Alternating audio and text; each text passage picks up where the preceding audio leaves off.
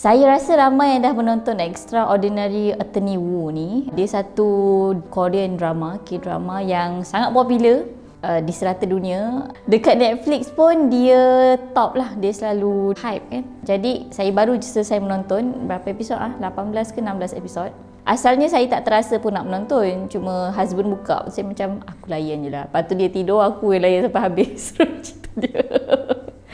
Extraordinary Attorney Woo ni mengisahkan tentang kehidupan seorang peguam autistik di Korea. Nama dia Woo Young Woo.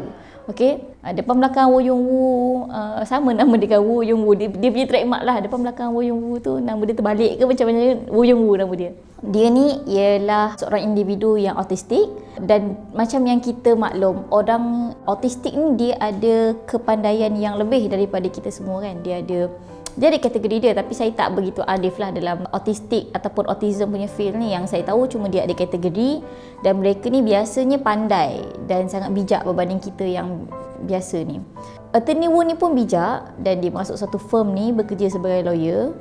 Dalam episod cerita ni akan membawa kita kepada kes-kes perundangan, bukan semata isu jenayah, ada isu hak asasi pekerja kan bila bekerja di syarikat, isu-isu kewanitaan, isu alam sekitar, isu keagamaan. Best lah sebenarnya untuk kita faham dan tengok isu-isu perundangan ni dengan cara yang subtle dan tak begitu tegang. Ada lagi cerita Korea yang lebih tegang. Apa dia punya kisah perundangan tu, yang ni macam tenang je. Tetapi yang menariknya dalam cerita ni, dia bukan fokus kepada perundangan tu, walaupun dia kisah tentang attorney, dia kisah tentang peguam kan. Dia banyak bercerita tentang kisah hidup seorang manusia yang autistik dan apa yang berlaku di sekeliling individu tersebut, di sekeliling Woo Young Woo ni lah. Orang-orang yang rapat dengan dia, misalnya ayah dia kan, kemudian rakan sekerja dia, majikan dia, peguam yang melawan dia, hakim yang dengar dia bentang pertama kali. Jadi ini satu kisah yang saya kira sangat bagus untuk ditonton lah.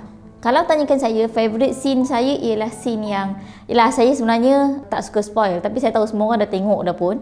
Biarlah kita belajar dan kita pick our own moment untuk mengingati drama yang bagus ni. Ialah saya suka waktu Woo Young Woo dia cakap dengan Pak Woo dia lah, sebenarnya Jun Ho kan. Dia cakap dia sayang Jun Ho, tapi dalam masa yang sama dia tak nak tengok Jun Ho ni macam kesunyian kan, sebab dia autistik. Pak Woo yang suka dia tu normal macam biasa. Jadi dia ada macam lada ke apa ni.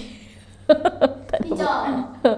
Jadi bila dia autistik, Pak Woo dia normal macam biasa. Diorang ni ada communication gap kan. Woo Young Woo dia selalu bercerita tentang ikan paus. Jadi orang autistik dia ada kecenderungan terhadap beberapa perkara atau satu-satu perkara. Misalnya ada yang cenderung kepada jam semata-mata kan. Kalau dia suka jam tu, dia akan cakap sejam saja. Most of the conversations would be about jam, macam tu.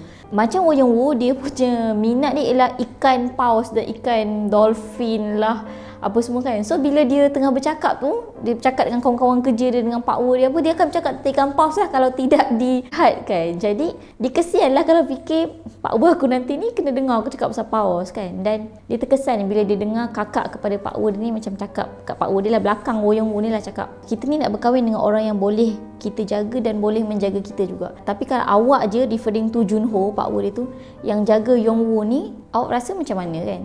Dia jadikan kita sebagai penonton yang memandang cerita ni, kita akan faham yang macam susah sebenarnya untuk orang normal, manusia yang tidak menghadapi apa-apa trait, untuk ada hubungan dengan orang yang ada trait kan, macam autistic traits ke dan sebagainya. Sebab kita ada kekangan, kita ada halangan berkomunikasi dan sebagainya. Kita pun macam Attorney Woo tu, dia tak boleh pandang mata orang bila dia bercakap. Macam mana dia nak bercinta kalau dia tak boleh pandang mata Pak Woo ataupun laki dia kan. Macam cakap, saya sudi kahwin dengan awak kan, mestilah Pak. Dia tak pakai tudung. So bila dia tak boleh bercakap dengan pandang mata tu kan, ada certain orang dia rasa sensitif lah, tapi macam Pak Woo dia memahami lah. Cuma itulah isu dia. Isu dia ialah dia tak nak Pak Woo dia sakit ataupun rasa macam sunyi bila bersama dengan dia, sebab dia orang autistik ada dalam dunia dia je tahu. Dia ada dunia ikan paus dia kan. Jadi dia tak boleh selalu keluar ke dunia kita, dia tidak sampai. Kita pun tak sampai ke dunia dia kan. Jadi dia takutkan kesunyian pada dia punya pasangan tu. Kalau tanyakan rating, saya akan bagi 8 per 10. Lagi 2 tu adalah soksek-soksek, saya pun tak ingat apa. Tapi 8 per 10 tu fully saya enjoy lah cerita ni sebab dia subtle. Ada waktu sedih, ada waktu fun kan. Dia tak tegang sepenuh masa tu. Dan saya sangat recommend untuk semua lapisan masyarakat menontonlah Extraordinary Attorney Woo ni.